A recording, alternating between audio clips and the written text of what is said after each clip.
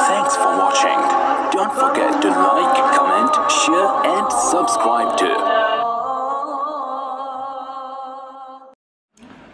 السلام علیکم ورحمۃ اللہ وبرکاتہ نحمدہ ونصلی علی رسولہ الکریم اما بعد.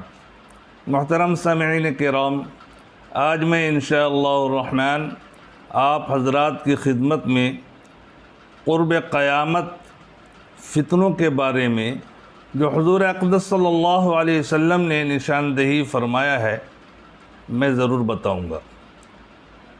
سب سے پہلے ہم یہ سمجھیں کہ فتنہ کے کیا معنی ہیں اور فتنہ سے کیا مراد ہے اور فتنہ کس کو کہتے ہیں.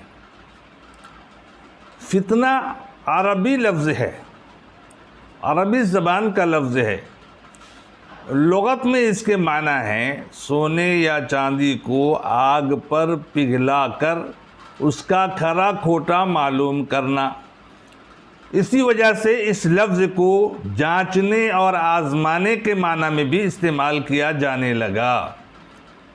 اس لیے جب انسان پر حالات آ جائے اور مصیبتیں اور پریشانیاں آ جائے تو اس امتحان کے وقت یہ انسان صبر کرتا ہے یا واویلا مچاتا ہے، یعنی حکم بردار بن کر رہتا ہے یا نافرمان بن جاتا ہے. اس آزمائش کو بھی فتنہ کہا جاتا ہے. فتنہ کے ایک اور معنی مال و اولاد کے بھی ہیں، جیسا کہ قرآن عظیم میں ہے انما اموالکم و اولادکم فتنہ، بے شک تمہارے مال و اولاد آزمائش کی چیز ہے. اسی لیے حضرت عمر رضی اللہ تعالیٰ عنہ نے جب ایک شخص کو دعا کرتے سنا کہ یا اللہ میں فتنوں سے پناہ مانگتا ہوں، تو حضرت عمر رضی اللہ تعالیٰ عنہ نے فرمایا کہ یا اللہ میں اس شخص کی دعا کے الفاظ سے پناہ مانگتا ہوں. پھر جب وہ شخص دعا سے فارغ ہو گیا تو حضرت عمر رضی اللہ تعالیٰ عنہ نے فرمایا کہ کیا تمہیں مال و اولاد کی نعمت نہیں چاہیے؟ اس نے کہا بے شک، کیوں نہ چاہیے، ضرور چاہیے. تو حضرت عمر رضی اللہ تعالیٰ عنہ نے فرمایا کہ قرآن عظیم میں مال و اولاد کو بھی فتنہ کہا گیا ہے، اور تم دعا میں کہہ رہے تھے یا اللہ میں فتنوں سے پناہ مانگتا ہوں. لہذا جب تم گناہ اور فسق و فجور کے فتنوں سے پناہ مانگو تو یوں دعا کیا کرو کہ یا اللہ میں گمراہ کرنے والی فتنوں سے پناہ مانگتا ہوں. کیا کہنا چاہیے؟ میں گمراہ کرنے والی فتنوں سے پناہ چاہتا ہوں. صرف ڈائریکٹلی یا اللہ فتنے سے پناہ چاہتا ہوں کا مطلب یہ کہ مال و اولاد گویا فتنہ ہے، میں مال و اولاد سے پناہ چاہتا ہوں. اس حالت میں یہ مطلب ہوگا کہ گویا مال و اولاد سے پناہ چاہتا ہوں، نعوذ باللہ. تو فتنہ کے ایک معنی مال و اولاد کے بھی ہیں، اور قرآن میں فتنہ کو قتل کرنے سے بھی زیادہ سخت اور بڑی چیز بتائی گئی ہے. جیسا کہ ارشاد ہے الفتنۃ اشد من القتل، فتنہ قتل کرنے سے زیادہ سخت چیز ہے. اور ایک جگہ ارشاد ہے الفتنۃ اکبر من القتل، فتنہ قتل کرنے سے بھی بڑی چیز ہے. چونکہ مان لو اگر کسی نے کسی کو قتل بھی کر دیا تو معاملہ اسی تک محدود ہے، وہ قاتل مجرم ہے، یہ سمجھا جائے گا بھئی اس کا جرم ہے. لیکن فتنہ ایک ایسی وبا ہے کہ بسا اوقات ایک فتنہ کے پھیل جانے سے اور بڑھ جانے سے پورے معاشرے میں، پورے سماج میں اور ساری برادری میں قتل و غارت کی نوبت آ سکتی ہے. اس لیے قرآن میں فتنہ کو قتل سے بھی بڑی سخت چیز بتائی گئی ہے. حدیث پاک میں فتنہ کا لفظ جس چیز کے لیے استعمال ہوا ہے وہ یہ ہے کہ کوئی ایسی صورتحال پیدا ہو جائے جس کی وجہ سے حق و باطل میں فرق پیدا کرنا مشکل ہو جائے کہ صحیح کیا ہے اور غلط کیا ہے، سچ کیا ہے اور جھوٹ کیا ہے. جس گھڑی یہ صورت و کیفیت آ پڑے تو کہا جائے گا کہ یہ فتنے کا دور ہے. اسی طرح ہمارے معاشرہ میں نافرمانیاں اور برائیاں فسق و فجوری عام ہو جائے تو اس کو بھی فتنہ کہا جاتا ہے۔ اسی طرح جو چیز حق نہ ہو اس کو حق سمجھنا، اور جو چیز دلیل و حجت نہ ہو اس کو ثبوت کے طور پر پیش کرنا، یہ بھی فتنہ ہے۔ آج عامت الناس میں ایسا مزاج بن گیا ہے کہ اگر کسی کو کہو کہ فلاں کام ناجائز ہے، گناہ کا کام ہے، بدعت ہے، تو جواب ملے گا کہ یہ کام تو ہر کوئی کر رہا ہے، ساری دنیا کر رہی ہے، ہم کر رہے ہیں تو کون سی بڑی بات ہے۔ تو یہ بھی فتنہ ہے۔ یہ کہنا کہ یہ کام تو سعودی عرب میں ہو رہا ہے، ارے بھائی تو ہر وہ کام جو سعودی عرب میں ہو رہا 100% حق ہے، اس کی کیا گارنٹی؟ تو یہ فتنہ ہے۔ اسی طرح شہر کے اندر بہت ساری جماعتیں کھڑی ہو گئی ہوں اور یہ پتہ نہیں چل پا رہا ہو کہ کون حق پر ہے کون ناحق پر ہے، کس کا ساتھ دوں کس کا ساتھ نہ دوں، یعنی حق و باطل میں امتیاز کرنا مشکل ہو گیا ہو، تو یہ بھی فتنہ ہے۔ حضور اقدس صلی اللہ علیہ وسلم جو امت کے سب سے بڑے غمخوار اور دو عالم کے تاجدار ہیں، فداک امی و ابی یا رسول اللہ، یا رسول اللہ میری ماں باپ آپ پر فدا و قربان ہو۔ امت کی نجات کی فکر میں شب و روز ہر وقت پریشان رہتے تھے۔ کان رسول اللہ صلی اللہ علیہ وسلم متواصل الحزن و دائم الفکر، اللہ کے نبی صلی اللہ علیہ وسلم پر ہمیشہ ایک فکر چھائی ہوتی تھی۔ نبی اکرم صلی اللہ علیہ وسلم ہمیشہ فکر مند اور مسلسل سوچ میں ڈوبے ہوئے رہتے تھے، اور ایسا لگتا تھا کہ آپ صلی اللہ علیہ وسلم پر کوئی غم چھایا ہوا ہے۔ اللہ اکبر۔ کھجوروں کے چھپر کے حجروں کے باشی، مصلی کو اشکوں سے تر کرنے والا، دو عالم کا داتا مگر پیٹ فاقہ، صدانہ نجو پہ گزر کرنے والا، گنہگار امت کی بخشش کی خاطر، گنہگار امت کی بخشش کی خاطر، دعاؤں میں رو رو سحر کرنے والا۔ اللہ اکبر۔ جزا اللہ عنا محمد ما هو اہلہ۔ لہذا آپ صلی اللہ علیہ وسلم نے جو تعلیمات امت کو دی ہیں اس کے دو پہلو ہیں، ایک تو ظاہری شریعت، حلال و حرام، جائز و ناجائز، صحیح و غلط، پاک و ناپاک کی تعلیم دی ہے، اور دوسرا پہلو جس کی تعلیمات آپ صلی اللہ علیہ وسلم نے دی ہے وہ آنے والے زمانے میں کن کن حالات سے امت کو گزرنی پڑے گی اور کیا کیا واقعات پیش آنے والے ہیں، اس کی تعلیمات سے بھی آگاہ فرمایا ہے۔ چونکہ نگاہ نبوت سے پیش آنے والے واقعات کو دیکھ رہے تھے اور آپ صلی اللہ علیہ وسلم کی نظریں دور کو دیکھ رہی تھی، چونکہ بذریعہ وحی ساری باتیں بتائی اور سنائی گئی تھی۔ چونکہ آپ صلی اللہ علیہ وسلم رحمت للعالمین ہیں اور قیامت تک کے لیے نبی ہیں اور تمام قوموں اور تمام انسانوں کے لیے نبی ہیں، اللہ نے آپ صلی اللہ علیہ وسلم کو کسی خاص قبیلے اور کسی خاص قوم اور کسی خاص جگہ کے لیے یا کسی خاص زمانے کے لیے نہیں بھیجا، بلکہ قیامت تک کے لیے، ساری انسانیت کے لیے، ساری مخلوقات کے لیے آپ صلی اللہ علیہ وسلم کو نبی بنا کر بھیجا۔ آپ صلی اللہ علیہ وسلم کو قیامت تک کے لیے بشارت دینے والا اور ڈرانے والا بنا کر بھیجا ہے۔ وَمَا أَرْسَلْنَاكَ إِلَّا كَافَّةً لِلنَّاسِ بَشِيرًا وَنَذِيرًا۔ اس لیے قرب قیامت پیش آنے والے فتنوں سے بھی اپنی امت کو اللہ کے نبی صلی اللہ علیہ وسلم نے آگاہ فرمایا اور فتنوں کے دور کی نشانیاں بھی ارشاد فرمایا۔ قربان جاؤں ان محدثین کرام رحمہم اللہ علیہم اجمعین پر جنہوں نے باضابطہ حدیث شریف کی کتابوں میں ابواب الفتن کا ایک علیحدہ باب قائم کیا ہے، اور وہ تمام روایات جن کا تعلق فتنوں سے ہے جمع فرمایا ہے۔ ہر مسلمان کو چاہیے کہ وہ حدیثیں یاد رکھیں جس میں فتنوں کے دور کی نشانیوں کے بارے میں ارشاد ہے۔ حضور اقدس صلی اللہ علیہ وسلم نے فتنوں کے دور کی 72 نشانیاں ارشاد فرمایا ہے۔ ہم صحیح سن سمجھ کر اپنے ماحول کا اور اپنے آس پاس کا جائزہ لیں، تب ہمیں پتہ چلے گا کہ یہ سب باتیں کس طرح ہمارے معاشرے اور سماج میں ثابت ہو رہی ہیں۔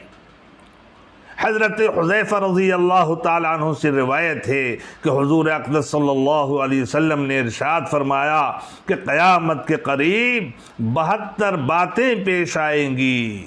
لوگ نمازیں چھوڑنے لگیں گے، یعنی نمازیں غارت کرنے لگیں گے، نمازوں کا اہتمام ختم ہو جائے گا. یہ بات اگر آج ہم سوچیں تو کوئی بڑی بات نہیں لگتی ہے.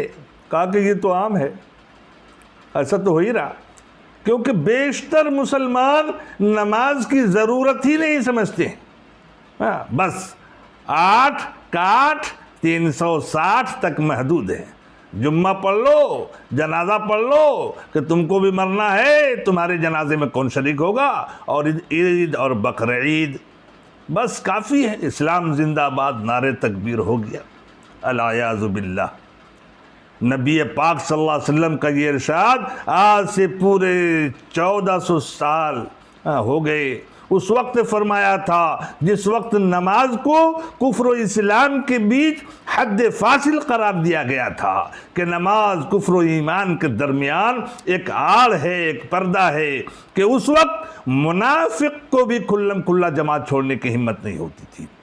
اور آج ہم سرے سے دین کی گردن ہی کو کاٹ بیٹھے ہیں. یعنی جس طرح ہمارے بدن پر سر نہ ہو تو اس جسم کی کوئی حقیقت نہیں ہے، محض ایک لاش سمجھا جائے گا.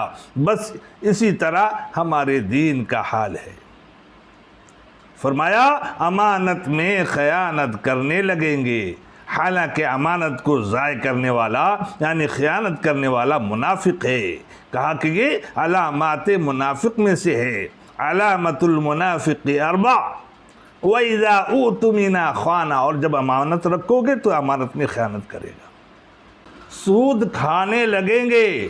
آج کافر تو کافر، مسلمان بھی سود کھانے کو اپنا پیشہ بنا لیا ہے اور خوب دھڑاکے سے سود کھا رہا ہے.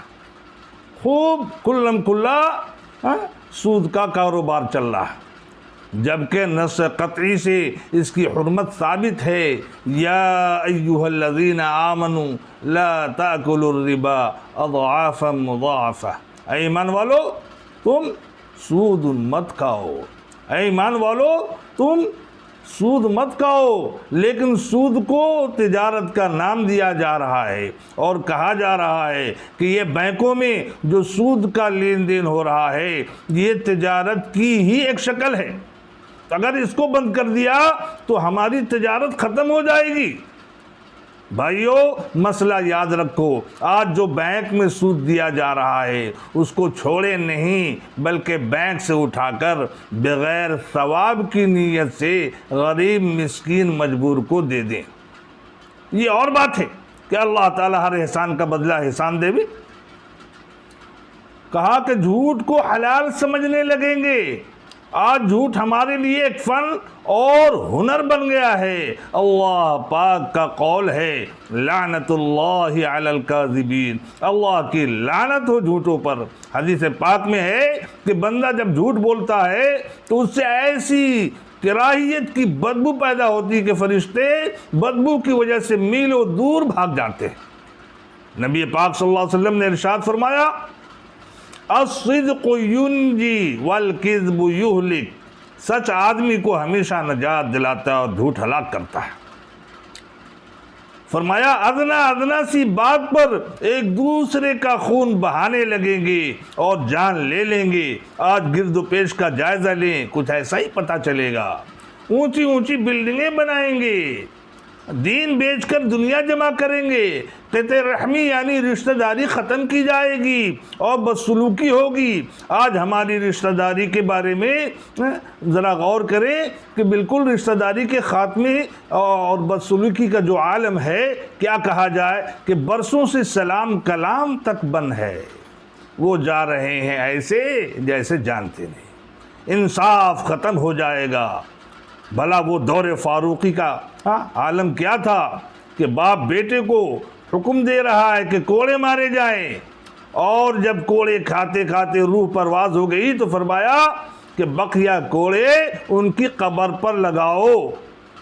یہ تھا انصاف کا دور. آج دنیا اس کی مثال پیش نہیں کر سکتی. جھوٹ سچ بن جائے گا، لباس ریشم کا پہنا جائے گا، جبکہ ریشم کے لباس مردوں کے لیے شریعت میں حرام ہے۔ ظلم عام ہو جائے گا، جدھر دیکھو ظلم کا بادل چھایا ہوا ہے، جس کو جہاں موقع مل رہا ہے وہی وہ دبا رہا ہے، وہیں پر دوسرے کو دبایا جاتا ہے۔ حدیث میں ہے الظلم ظلمات، دنیا میں ظلم کرنا آخرت میں تاریکی کا سبب ہے۔ کل قیامت کے دن رب کائنات ارشاد فرمائے گا اے ظالموں آج تم میری رحمت سے دور رہو، دور رہو۔ فرمایا طلاقوں کی کثرت ہوگی۔ آج ظالم شوہر طلاق کی گولی اپنے خواہش و نفس کی بندوق میں بھرے بیٹھے ہوئے اور ہر وقت تیار ہے، بات بات پر ڈرا رہا ہے، دھمکایا جا رہا ہے۔ آج عورتیں جو ہے ڈر اور خوف کی زندگی گزار رہی ہیں۔ خبردار، ہوشیار۔ آج ہماری حالات پر غیر اقوام ہنسی اڑا رہی ہے اور ہم نشے میں ہیں، ہمارے اندر شرم کا تھوڑا سا بھی حصہ باقی نہیں رہا۔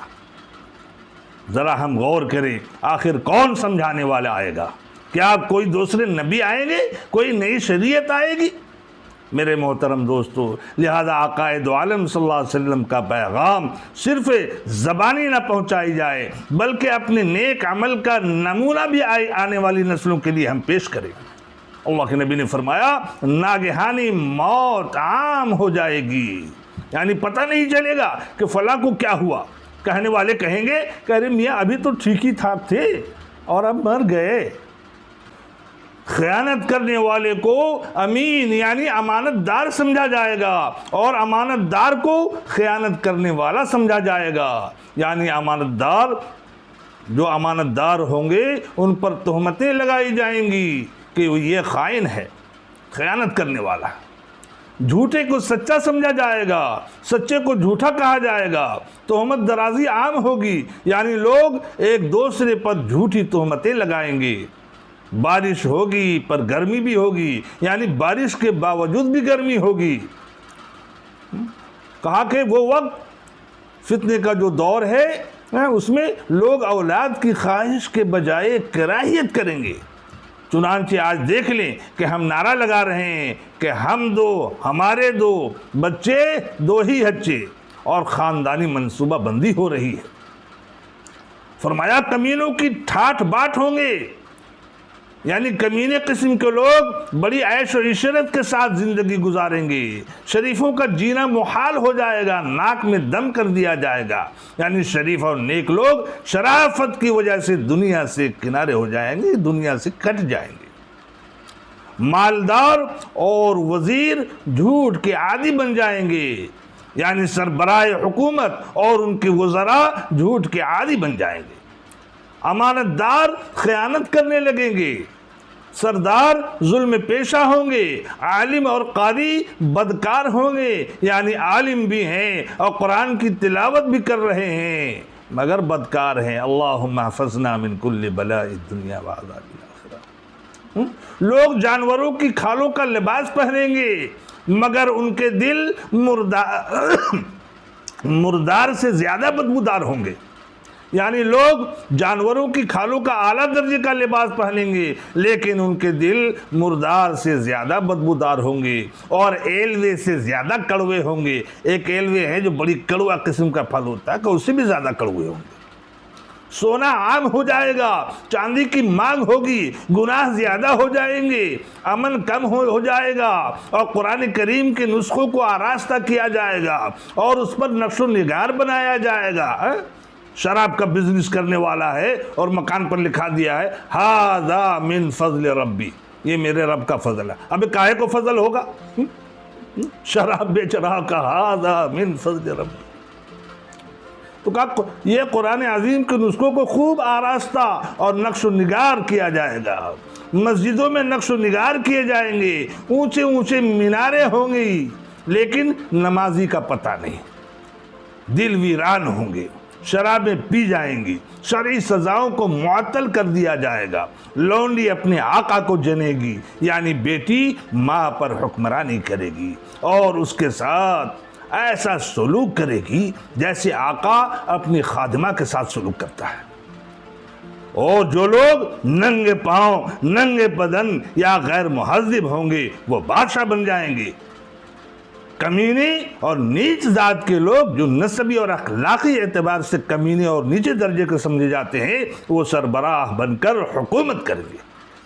تجارت میں عورت مرد کے ساتھ شرکت کرے گی، جیسے آج کل ہو رہا ہے کہ عورتیں زندگی کے ہر کام میں مردوں کے شانہ بشانہ چلنے کی کوشش کر رہی ہیں۔ میں آج تو عورتوں کو دکانوں پر اس لیے بیٹھائی جاتی ہے کہ گاہک کا ازدحام ہوگا، انا للہ و انا الیہ راجعون۔ مرد عورتوں کی نقالی کریں گے، عورتیں مردوں کی نقالی کریں گی، یعنی مرد عورتوں جیسا حلیہ بنائیں گے اور عورتیں مردوں جیسا حلیہ بنائیں گی۔ آج دیکھ لیں نئے فیشن نے یہ حالت کر دی ہے کہ دور سے دیکھو تو پتہ لگانا مشکل ہے کہ یہ مرد ہے یا عورت ہے۔ غیر اللہ کی قسمیں کھائی جائیں گی، یعنی قسم تو صرف اللہ کی یا اللہ کی صفت کی اور قرآن کی کھانا جائز ہے، دوسری چیزوں کی قسم کھانا حرام ہے، لیکن اس وقت لوگ اور چیزوں کی قسم کھائیں گے، مثلا تیرے سر کی قسم، کربلا کی قسم، مسجد کی قسم وغیرہ وغیرہ۔ مسلمان بھی بغیر کہے جھوٹی گواہی دینے کو تیار ہوگا۔ لفظ بھی کے ذریعہ یہ بتا دیا گیا کہ اور لوگ تو یہ کام کرتے ہی ہیں، لیکن اس وقت مسلمان بھی جھوٹی گواہی دینے کو تیار ہو جائیں گے۔ صرف جان پہچان کے لوگوں کو سلام کیا جائے گا۔ مطلب یہ ہے کہ اگر راستے میں کہیں سے گزر رہے ہیں تو ان لوگوں کو سلام نہیں کیا جائے گا جن سے جان پہچان نہیں ہے۔ اگر جان پہچان ہے تو سلام کر لیں گے، ورنہ سیدھے نکل جائیں گے۔ حالانکہ حضور اقدس صلی اللہ علیہ وسلم کا فرمان ہے کہ السلام علی من عرفت ومن لم تعرف، جس کو تم پہچانتے ہو اس کو بھی سلام کرو اور جس کو تم نہیں جانتے ہو اس کو بھی سلام کرو۔ خاص طور پر اس وقت جبکہ راستے میں اکا دکا آدمی گزر رہے ہو تو اس وقت سب آنے جانے والوں کو سلام کرنا چاہیے، لیکن اگر آنے جانے والوں کی تعداد بہت زیادہ ہو اور سلام کی وجہ سے اپنے کام میں خلل آنے کا اندیشہ ہو تو پھر سلام نہ کرنے کی گنجائش بھی ہے۔ لیکن ایک زمانہ ایسا آئے گا کہ اکا دکا آدمی گزر رہا ہوگا تب بھی سلام نہیں کریں گے، یعنی سلام کا رواج ختم ہو جائے گا۔ حالانکہ حدیث میں ہے افشوا السلام تسلموا، سلام پھیلاؤ سلامتی والے ہو جاؤ گے۔ السلام قبل الکلام، سلام کلام سے پہلے۔ اسی طرح غیر دین کے لیے شرعی علم پڑھا جائے گا، یعنی شرعی علم دین کے لیے نہیں بلکہ دنیا کے لیے پڑھا جائے گا، العیاذ باللہ۔ اور مقصد یہ ہوگا کہ اس کے ذریعہ ہمیں ڈگری مل جائے گی، ملازمت مل جائے گی، پیسے مل جائیں گے، عزت اور شہرت حاصل ہو جائے گی۔ ان مقاصد کے لیے دین کا علم پڑھا جائے گا، اللہ کی رضا اور خوشنودی کے لیے نہیں تعلیم حاصل کی جائے گی۔ آخرت کے کام سے دنیا کمائی جائے گی، مال غنیمت کو ذاتی جاگیر سمجھ لیا جائے گا۔ مال غنیمت سے جو قومی خزانہ ہے یہ بڑی خطرناک قسم کی چوری ہے۔ قومی خزانہ کو ذاتی جاگیر اور ذاتی دولت سمجھ کر معاملہ کریں گے۔ امانت کو لوٹ کا مال سمجھا جائے گا، یعنی اگر کسی نے امانت رکھوا دی تو سمجھیں گے کہ یہ لوٹ کا مال حاصل ہو گیا۔ زکوٰۃ کو جرمانہ اور تاوان سمجھا جائے گا۔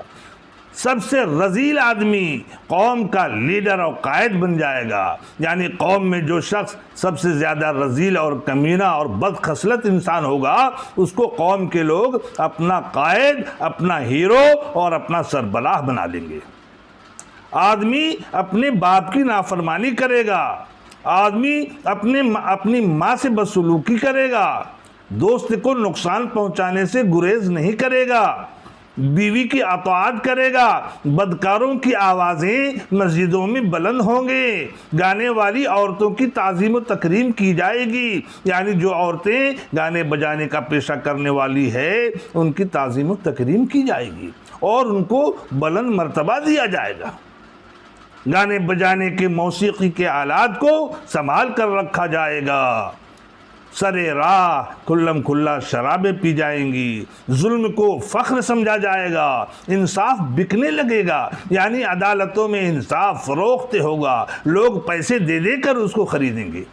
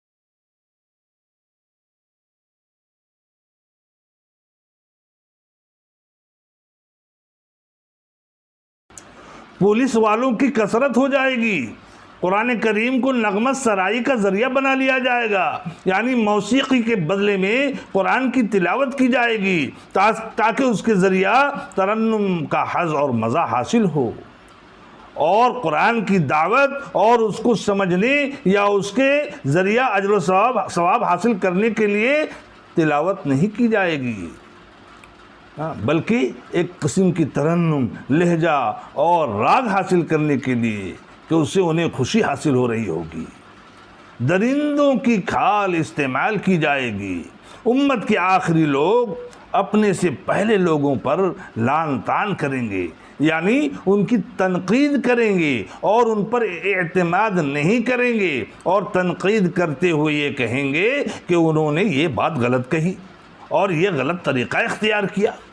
چنانچہ دیکھیے آج بہت بڑی مخلوق صحابہ کرام رضوان اللہ تعالی علیہم اجمعین کی شان میں گستاخیاں کر رہی ہیں۔ بہت سے لوگ ان ائمہ دین کی شان میں گستاخیاں کر رہے ہیں جن کے ذریعہ یہ دین ہم تک پہنچا، اور ان کو بیوقوف بتا رہے ہیں کہ وہ لوگ قرآن و حدیث کو نہیں سمجھے، دین کو نہیں سمجھے، آج ہم نے دین کو صحیح سمجھا ہے۔ نعوذ باللہ من ذالک۔